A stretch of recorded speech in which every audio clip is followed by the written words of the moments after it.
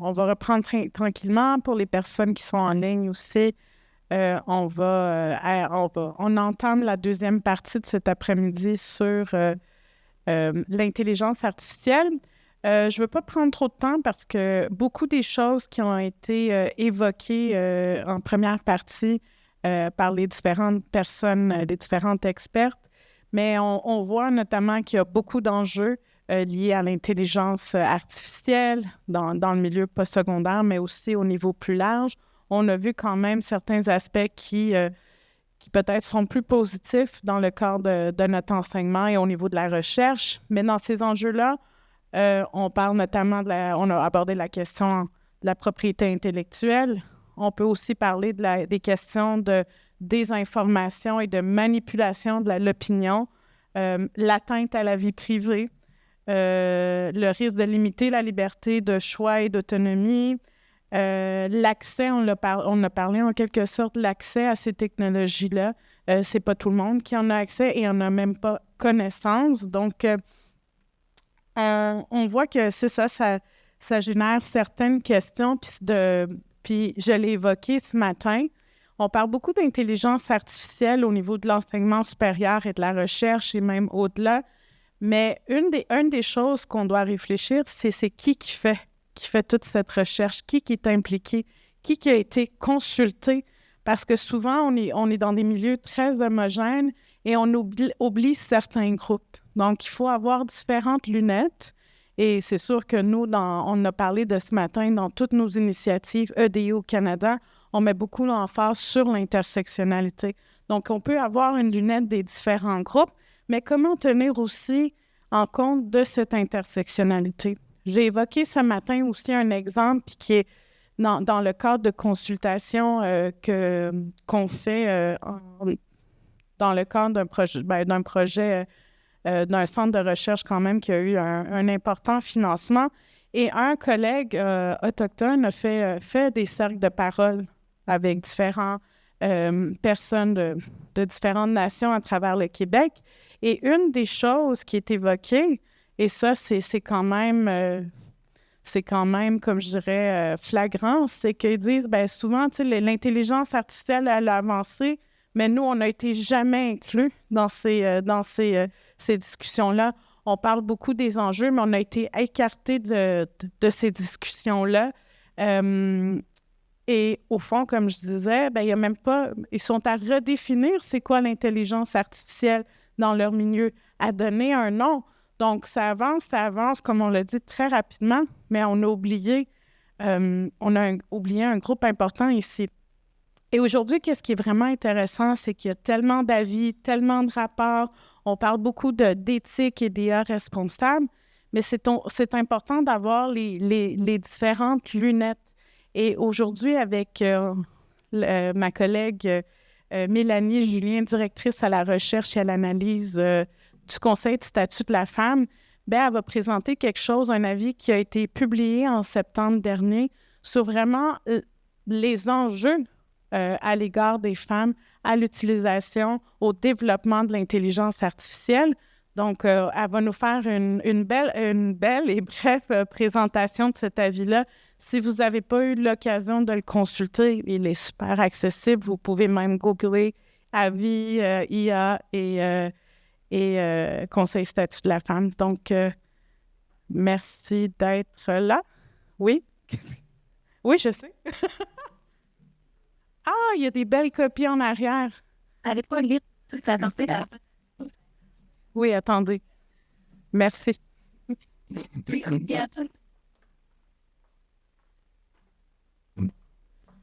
Bonjour, merci de m'accueillir parmi vous.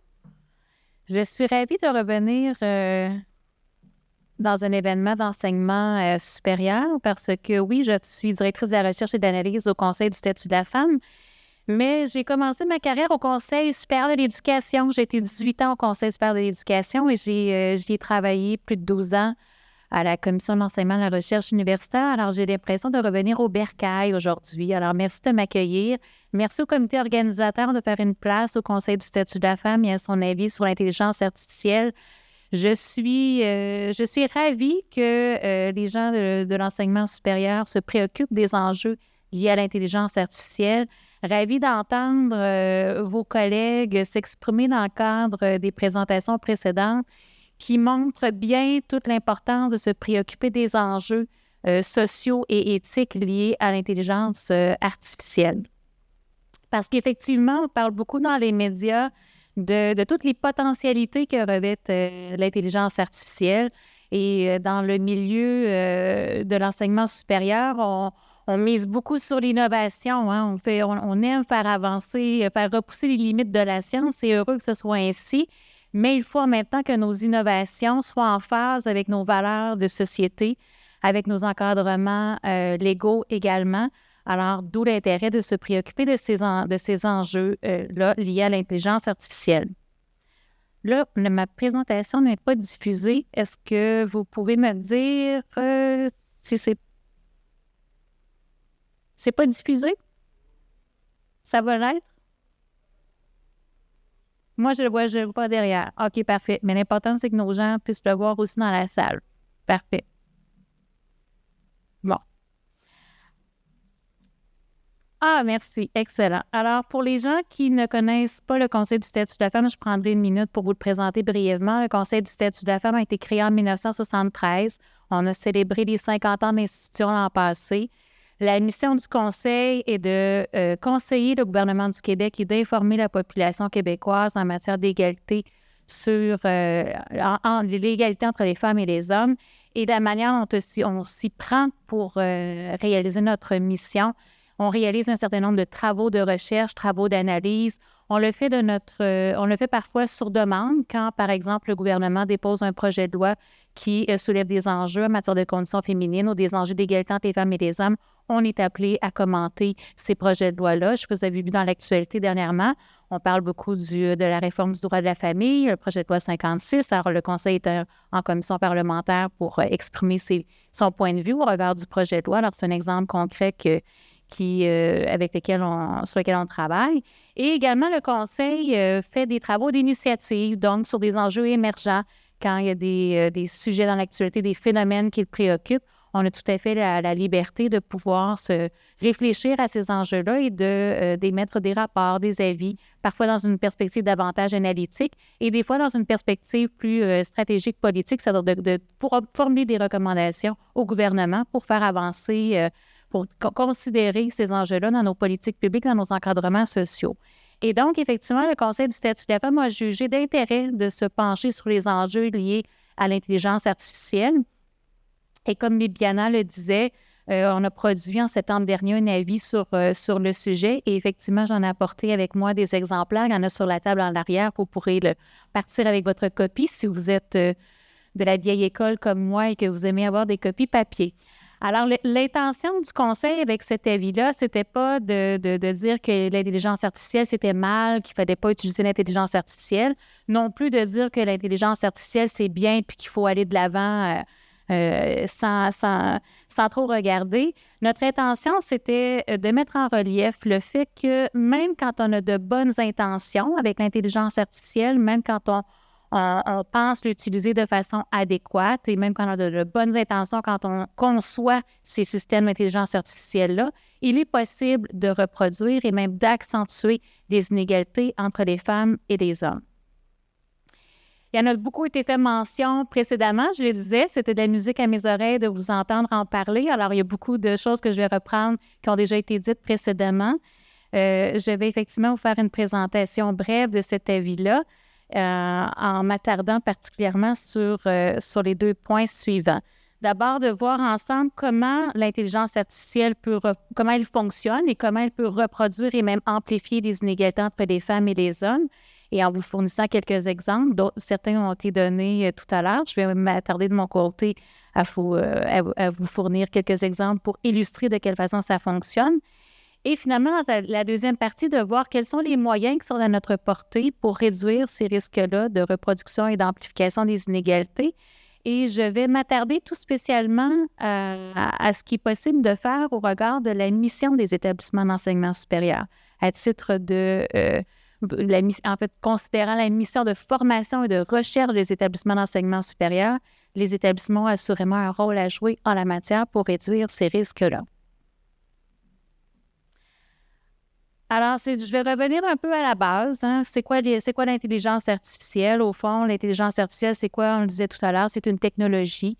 C'est une technologie qu'on utilise pour créer des systèmes d'intelligence artificielle, systèmes qui, eux, servent à effectuer des tâches qui sont normalement réalisées par des humains, par des êtres humains. On le disait, rédiger, traduire, sélectionner des informations avec l'exemple de ChatGPT, le générateur de contenu. Alors, ce sont les systèmes qui, eux, exécutent les tâches et l'intelligence artificielle étant la technologie qui soutienne ces systèmes-là. Et comment les systèmes fonctionnent? Les systèmes fonctionnent, on l'a mentionné également précédemment, fonctionnent grâce à des données. Hein, les données constituent le carburant des systèmes d'intelligence artificielle. J'ai une belle citation à l'écran. Les ordinateurs apprennent automatiquement à partir de données constituant leur expérience et généralisent les connaissances acquises à de nouveaux paramètres. Alors, au fond, les systèmes d'intelligence artificielle sont entraînés à partir des données pas qu'ils trouvent par eux-mêmes, des données qu'on leur fournit. Il y a des individus, des êtres humains qui fournissent au système d'intelligence artificielle des données. Et des données sur quoi? Bien, des données de toutes sortes, hein, des données sur la population, des données sur nos comportements, sur les individus, sur leurs occupations. Alors, forcément, les données qu'on fournit au système d'intelligence artificielle vont refléter notre société. Alors, dans la mesure où il y a des inégalités dans notre société, bien, ces inégalités-là risquent d'être présentes dans les données qu'on fournit au système d'intelligence artificielle pour s'entraîner. J'ai une autre belle citation de Dominique Cardon. Dominique Cardon, qui est un sociologue français qui a travaillé de nombreuses années en recherche sur les usages du numérique. Cardon nous dit « Puisque les algorithmes forment leur modèle à partir des données que nos sociétés leur fournissent, les distributions, les inégalités, les discriminations du monde social sont automatiquement reconduites dans les prédictions des calculateurs. » Si on voulait avoir une image pour illustrer le fonctionnement des systèmes d'intelligence artificielle, on pourrait prendre celle du rétroviseur. Hein? Parce qu'au fond, un système d'intelligence artificielle, c'est quoi? C'est une voiture qui regarde dans son rétroviseur les données qu'on lui a fournies, les données du passé, les données historiques, pour savoir vers où elle s'en va, dans quelle direction la voiture va avancer. Alors, si on regarde dans notre rétroviseur et on regarde les données de notre société, qu'est-ce que notre système d'intelligence artificielle va voir? Il va voir que les femmes ont des revenus moindres que les hommes, que les femmes sont sous-représentées dans les postes de gestion, sous-représentées aussi dans la sphère politique, que les femmes s'acquittent encore aujourd'hui davantage des tâches domestiques, qu'elles s'absentent plus souvent du travail pour s'occuper des enfants, etc., etc. Vous êtes des gens de l'éducation, peut-être que ça vous prend des données. Hein, c'est des affirmations qui peuvent sembler un peu grossières. Vous pourrez dire, bien, au Québec, on a fait des pas de géant en matière d'égalité entre les femmes et les hommes. On est loin de ça. Alors, pour les gens qui en doutent, j'ai quelques données à l'écran qui montrent bien qu'encore aujourd'hui, oui, malgré le fait qu'on a fait des pas de géant, il reste que des inégalités qui subsistent dans notre société au Québec. Puis, je me permets de faire une petite parenthèse. Je le disais tantôt, le Conseil du statut de la femme a célébré ses 50 ans l'an dernier. Et dans ce contexte-là, on a réalisé un travail d'envergure, un ouvrage de référence qui vient tout juste d'être rendu public. Et c'est possible de se procurer des copies, de commander des copies papier même en ligne. Alors, on a réalisé un bilan de 50 ans d'évolution au Québec en matière d'égalité entre les femmes et les hommes. Alors, c'est une mine de référence, une mine de données sur, les pas de géant qu'on a faits, mais aussi les pas qui nous restent à faire et des inégalités qui subsistent. Alors, je vais faire ma petite parenthèse, mais gens d'éducation, je pense que ça peut drôlement vous intéresser. Alors, pour revenir à l'intelligence artificielle, au fond, je le disais, les systèmes d'intelligence artificielle bâtissent leur savoir, leur connaissance, parce que ce pas des humains, mais on emprunte le langage humain. Alors, les systèmes d'intelligence artificielle bâtissent leur connaissance à partir des données qu'on leur fournit, puis les systèmes vont s'alimenter de leurs propres résultats. Hein? C'est ce qu'on appelle dans le jargon d'intelligence artificielle les boucles de rétroaction. Alors, ce qui va faire en sorte que le système va produire des résultats qui vont tout le temps aller dans une direction qui va être constamment renforcée. c'est les boucles de rétroaction, l'effet boule de neige et même l'effet de miroir grossissant. Alors, c'est pour ça que non seulement les inégalités sont susceptibles d'être reproduites, mais aussi susceptibles d'être amplifiées. Alors, pour illustrer, on en a vu ce matin, pas ce matin, mais précédemment, en début d'après-midi, il y a eu des exemples qui ont été cités. Moi, je vais vous en m'attarder sur trois exemples pour illustrer mon propos. Le premier exemple étant celui des systèmes de traduction, comme le système de traduction de Google qui fonctionne sur la base de l'intelligence artificielle. Alors, quand on veut traduire des professions, en anglais, une profession n'est pas associée à un genre singulier, mais quand on veut le traduire en français, il faut y accoler un pronom. Alors, quel pronom Google va accoler à doctor et à nurse? Vous ferez le test à la maison ou après la conférence. Vous allez voir ce que Google va vous sortir. Vous testerez ce que j'ai à les yeux. Alors oui, Google Traduction va accoler en fait un pronom masculin à doctor et un pronom féminin à nurse. Alors oui, historiquement, il y a seuls des hommes qui avaient accès à la médecine, effectivement. Et on associe encore les sciences infirmières aux femmes. Il faudrait peut-être avertir Google qu'au Québec, on est rendu à 47 % de femmes en médecine. Hein? Sciences infirmières, effectivement, il y a encore beaucoup c'est majoritairement féminin encore. Il y a à peu près 10 % d'hommes qui exercent la profession qui sont infirmiers. Mais ce que ça démontre, cet exemple-là de la traduction, mais ça appelle à notre vigilance. On fait beaucoup d'efforts à la vigilance avec l'utilisation de ces systèmes d'intelligence artificielle-là de traduction. On fait beaucoup d'efforts au Québec pour faire valoir l'importance d'une rédaction épicène, d'une rédaction inclusive. Alors, si on veut utiliser des systèmes de traduction, bien, d'être vigilant pour que nos valeurs d'égalité puissent aussi être transposées dans notre rédaction. Donc, éviter l'usage du masculin générique, privilégier des formulations épicènes, utiliser les doublets, parler des infirmières et des infirmiers. Alors, c'est des bonnes façons de faire pour s'assurer que notre vocabulaire soit représentatif de notre société. Deuxième exemple, un exemple qui s'apparente un peu à celui qui a été évoqué tout à l'heure par rapport à la sélection de candidatures en médecine. C'est dans le cas celui que j'ai sous les yeux, c'est celui de la sélection de curriculum vitae. C'est un cas qui est réel. C'est Amazon, en 2018, qui a mis en place un outil d'embauche fondé sur l'intelligence artificielle. Et au fond, le système avait été entraîné à partir des profils des personnes qui avaient été embauchées dans le passé récent. Alors, quel a été le résultat? Bien, sans surprise, le système d'intelligence artificielle a écarté tout curriculum vitae sur lequel il y avait le nom d'une femme ou le nom d'un établissement d'enseignement qui était destiné à offrir de la formation à des femmes. Alors, fort heureusement, Amazon s'en est rendu compte de la portée discriminatoire de son système d'intelligence artificielle et a abandonné son usage, ne l'a pas utilisé pour la sélection de candidatures. Mais ce que ça signifie, cet exemple-là très concret, c'est qu'au fond, l'intention de départ était bonne. Je le disais d'entrée de jeu, les gens qui conçoivent ces systèmes-là ne sont pas forcément mal intentionnés. Ils ne se sont pas dit, on va créer un système puis on va écarter toutes les femmes. Ce n'était pas ça l'intention de départ. Au contraire, l'intention, souvent avec l'intelligence artificielle, c'est d'aller chercher une prise de décision qui est en apparence objective, en apparence neutre. On veut, si c'est un humain qui fait un choix, qui fait la sélection de curriculum vitae, il va y avoir une certaine subjectivité, il y a un choix arbitraire, il y a des préférences. Alors là, on veut essayer de retirer cette subjectivité-là de la prise de décision en la confiant la prise de décision à un appareil, mais alors que le résultat fait en sorte que c'est totalement l'inverse qui s'est produit.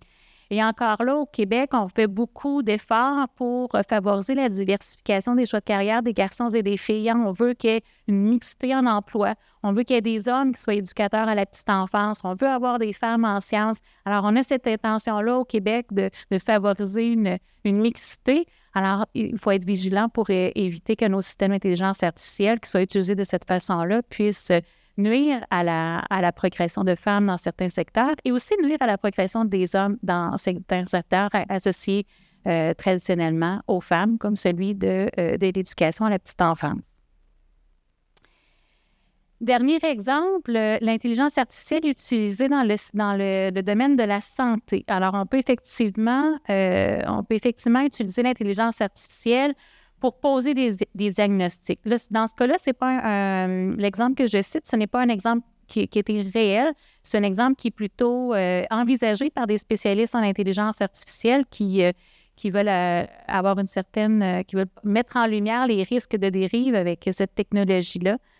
Alors donc, on peut penser qu'éventuellement, il y a de plus en plus de systèmes d'intelligence artificielle qui vont être utilisés pour associer des symptômes aux maladies et aux maladies au traitement. Et ce qu'il faut savoir, c'est que, et donc pour faire entraîner des systèmes d'intelligence artificielle dans ce domaine-là, on va utiliser les résultats de la recherche clinique pour faire entraîner les systèmes d'intelligence artificielle. Et ce qu'il faut savoir, c'est que historiquement, la recherche clinique est basée d'abord et avant tout sur des sujets masculins. Historiquement, c'est beaucoup sur la biologie masculine que se construit la connaissance en recherche clinique. Pourquoi, vous allez penser?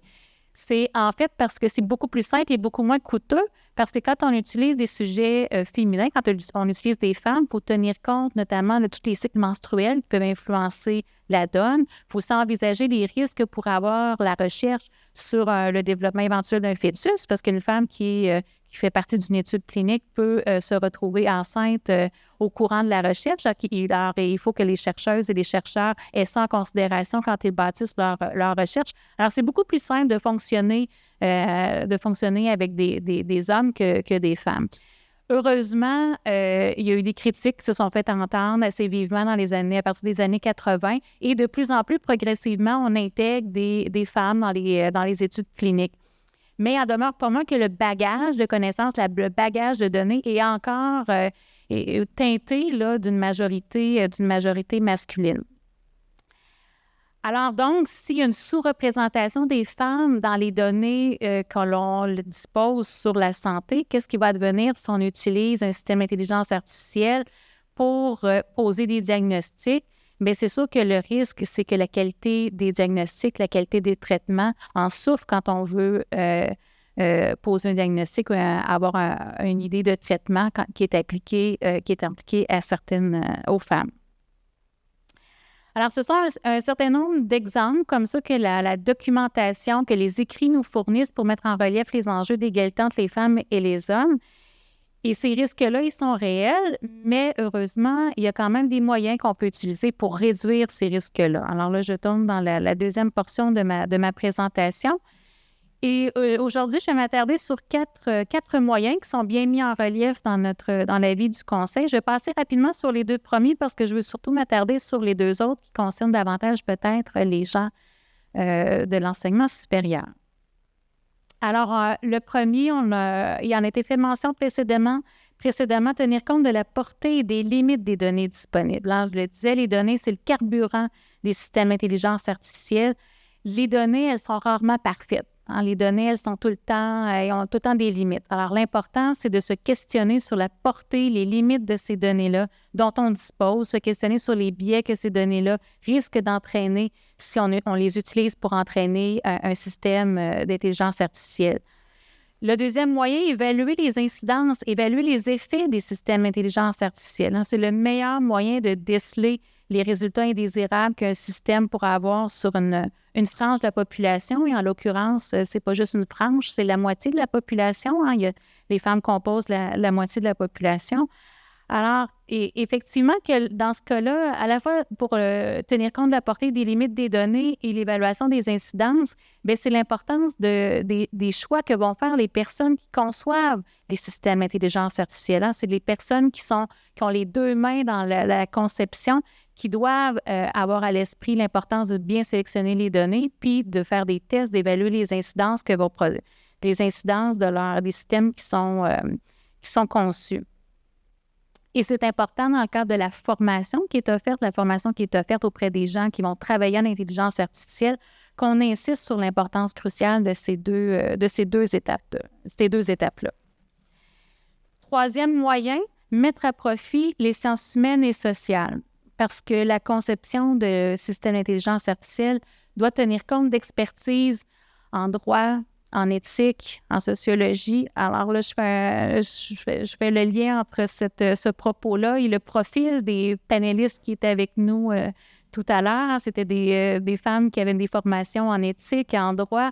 Alors, effectivement, il faut avoir ces expertises-là pour concevoir et bien utiliser les systèmes d'intelligence artificielle. Il ne faut pas uniquement avoir une approche qui est centrée sur la technologie, sur l'informatique. Je cite ici un rapport produit récemment par l'UNESCO et Mila. Il y a des avantages à faire sortir l'intelligence artificielle de l'actuel vase clos de la science et de la technologie, d'accroître l'interdisciplinarité et, au-delà de la technique, d'intégrer des compétences qui font cruellement défaut à l'intelligence artificielle.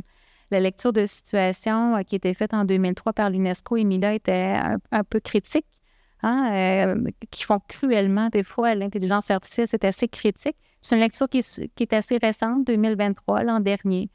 Alors, ce que ça nous dit, ce moyen-là, c'est qu'il faut que les programmes d'études qui sont liés à la mise au point de systèmes d'intelligence artificielle incluent des contenus de formation sur les enjeux sociaux, les enjeux éthiques liés à l'intelligence artificielle, et que les équipes qui soient dédiées à la conception, à l'implantation, à l'utilisation des systèmes d'intelligence artificielle puissent intégrer des expertises dans ces domaines-là. Et finalement, dernier moyen, mais non le moindre, intégrer davantage de femmes en intelligence artificielle. Tantôt, il était fait mention d'une donnée de 23-26 %. Effectivement, les données qu'on a consultées, nous, là, pour faire notre avis, là, quelle que soit la source de données, ça tourne toujours autour de 20 25 % de femmes dans le secteur de l'intelligence artificielle. Le fait que ce secteur-là soit investi davantage par une forte majorité d'hommes, ce que ça signifie, c'est que les outils qui sont développés sont susceptibles de refléter avant tout leur vision du monde, leurs préférences, leurs intérêts. C'est ce qu'on appelle des biais. Il était beaucoup fait mention de biais tout à l'heure. Et des biais, tout le monde en a. Les femmes aussi. On n'y échappe pas. Tout le monde a des biais. C'est normal. Tout le monde en a. Mais quand une équipe est très homogène, elle est d'autant plus susceptible d'avoir un certain nombre d'angles morts et d'échapper à un certain nombre de perspectives de vue, de lecture de situation. C'est dans cette perspective-là que la Déclaration de Montréal, dont il était fait mention tantôt, déclaration qui a été rendue publique en 2018, disait « Les milieux de développement d'intelligence artificielle doivent être inclusifs et refléter la diversité des individus et des groupes de la société. » Et en l'occurrence, j'ajouterais refléter la moitié du monde étant les femmes. Alors, au regard du rôle que les établissements d'enseignement ont à cet égard-là, c'est celui de favoriser l'accueil et la rétention de femmes en génie informatique. Encore là, on a fait des pas marquants au Québec en la matière. Il y a de plus en plus de femmes en sciences. Globalement, là, au baccalauréat en 2020-2021, la donnée que j'ai, c'est 23 % de femmes au baccalauréat en sciences. Mais les femmes tendent à se concentrer dans certaines branches qui sont jugées un peu plus féminines. J'ai une donnée, en génie alimentaire, 58 % de femmes. Génie biologique, 56 % de femmes. Alors que génie informatique, on est à 16 % de femmes en 2020-2021 au baccalauréat. Alors, c'est dire le rôle des établissements d'enseignement en ce domaine. Si on va avoir des femmes qui travaillent en intelligence artificielle, autant que les hommes. Hein. Je ne dis pas on ne veut pas avoir une surreprésentation de femmes. On va avoir une mixité, on va avoir une diversité. Alors, il faut absolument qu'il y ait des femmes qui soient sur les bancs d'école, qui puissent être aptes à occuper ces emplois-là.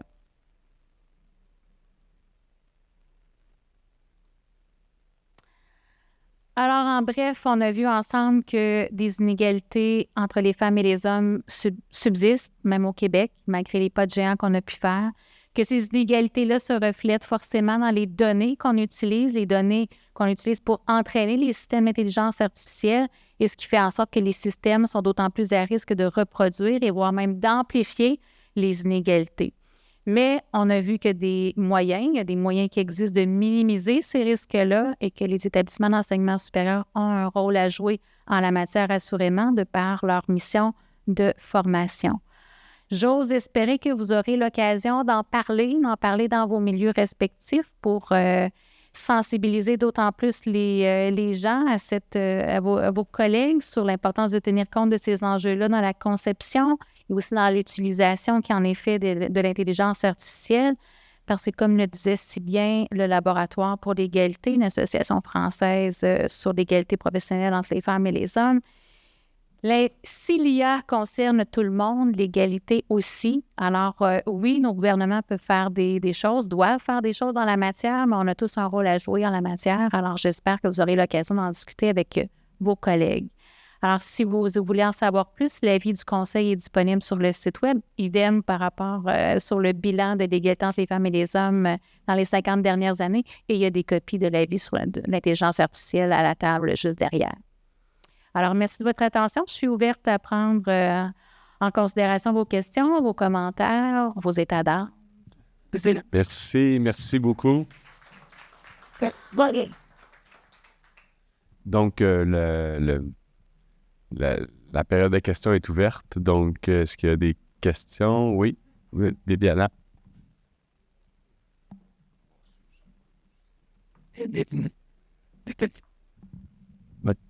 Merci, Mélanie, pour cette présentation. En fait, moi, j'aurais aimé savoir, une fois que la vie est sortie, qu'est-ce qui est arrivé après? Comment ça a été reçu par les différents acteurs de l'écosystème en intelligence artificielle? Est-ce qu'il y a eu je ne sais pas si c'est le mot à dire, une écoute? Je dirais que c'est en cours. On aimerait ça, j'aimerais avoir une réponse plus positive, mais je sens que c'est en cours. J'ai présenté cet avis-là il y a quelques semaines à la semaine numérique qui avait lieu à Québec et qui rassemblait des gens, des faiseurs d'informatique. C'est vraiment des gens qui qui conçoivent des systèmes d'intelligence artificielle. Et j'ai été surprise quand même par l'ouverture, la sensibilité, les préoccupations que ça pouvait susciter dans le domaine. Alors, j'ai espoir que ça puisse percoler, que ça puisse faire changer des choses. Au plan gouvernemental, c'est sûr que notre préoccupation au Conseil, je ne l'ai pas dit d'entrée de jeu, mais pourquoi aussi on s'intéressait à ce sujet-là? Puis, bon, je n'ai pas fait mention dans ma présentation parce que c'est moins dans votre champ d'intérêt, mais c'est que le gouvernement lui-même veut implanter l'intelligence artificielle pour l'offre de services aux citoyens et citoyennes. Hein? Le gouvernement du Québec s'est doté d'une stratégie d'implantation d'intelligence artificielle dans la fonction publique québécoise. Alors, il y a une belle stratégie, une volonté de l'intégrer, de le faire de façon éthique, mais de quelle façon ça va se traduire concrètement? Il y a des préoccupations à avoir, il faut avoir une certaine vigilance. Alors, le Conseil était soucieux de conseiller le gouvernement du Québec dans l'utilisation que lui-même allait en faire dans l'appareil gouvernemental. Et aussi, on était préoccupé par le volet, je dirais, financement, hein, parce que le gouvernement du Québec finance la recherche, finance l'innovation, finance l'entreprise privée qui veut implanter l'intelligence artificielle dans l'offre de ses activités. Alors, on était préoccupés au Conseil du statut de la femme à l'informer de son rôle à l'égard de subventionneurs. Hein, on dit, gouvernement, tu donnes de l'argent à des entreprises pour qu'ils développent de l'intelligence artificielle, pour qu'ils les implantent dans leurs activités. Tu as peut-être des consignes, des directives à transmettre avec le chèque que tu leur envoies. Alors, dans l'avis du Conseil, il y a des recommandations qui s'adressent directement au gouvernement du Québec à cet égard-là. Et ça, c'est sûr que quand le Conseil formule une recommandation de cette nature-là, c'est davantage sur le long terme qu'on va voir dans quelle mesure ça va pouvoir percoler dans l'action gouvernementale. Mais on est aux aguets, puis on a aussi quand même des conversations avec nos homologues de différents ministères et organismes pour discuter de ces enjeux-là, puis s'assurer de voir comment ça peut se transposer quotidiennement.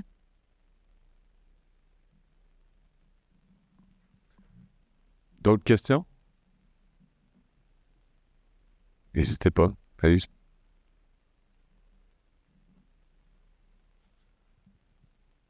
qu'il y a des questions? Est-ce qu'il y a des commentaires en ligne? Questions en ligne?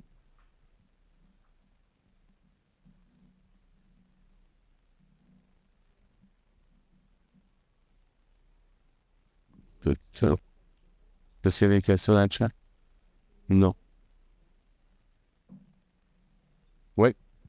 Merci beaucoup pour la présentation. Je voudrais juste, en fait, à titre d'information, savoir il y a des mesures supplémentaires qui sont envisagées pour la suite, donc dans la suite de ce rapport-là, qui a quand même été diffusé largement, puis je pense qu'il a quand même fait grand bruit. Donc, à savoir, est-ce qu'il va y avoir...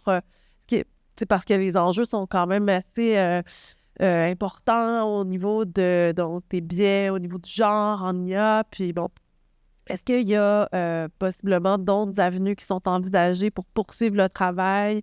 Est-ce que vous avez un mandat en ce sens-là ou peut-être un sous-comité? Donc, peut-être juste une question pour la suite des choses, tout simplement. On n'a pas de mandat, mais il y a un intérêt certain. Effectivement, que l'angle qu'on a pris pour cet avis-là, il est assez circonscrit à notre angle de traitement. On aurait pu aborder différentes choses, différents enjeux d'égalité entre les femmes et les hommes avec l'intelligence artificielle. Puis, je ne dis pas que dans un avenir approché, on n'aura pas l'occasion d'y travailler. J'en nomme quelques-uns parce que je sens qu'il y a une curiosité.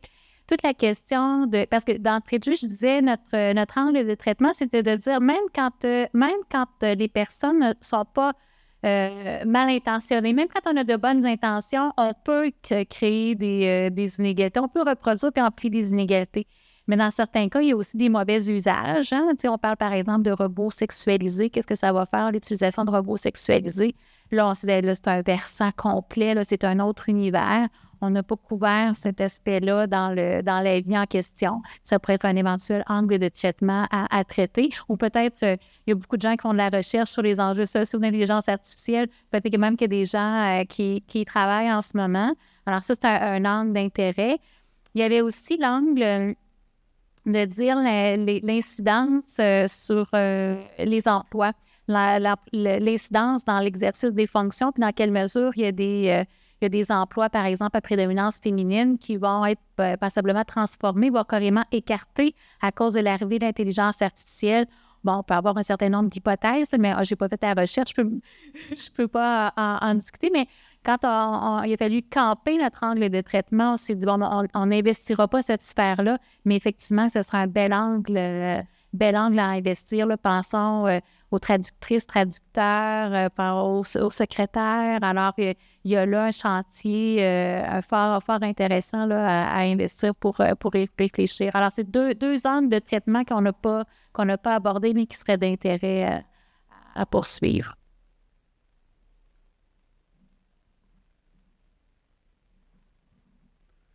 Bon, bien, on va remercier. Donc, merci beaucoup. On applaudit. C'est le fait,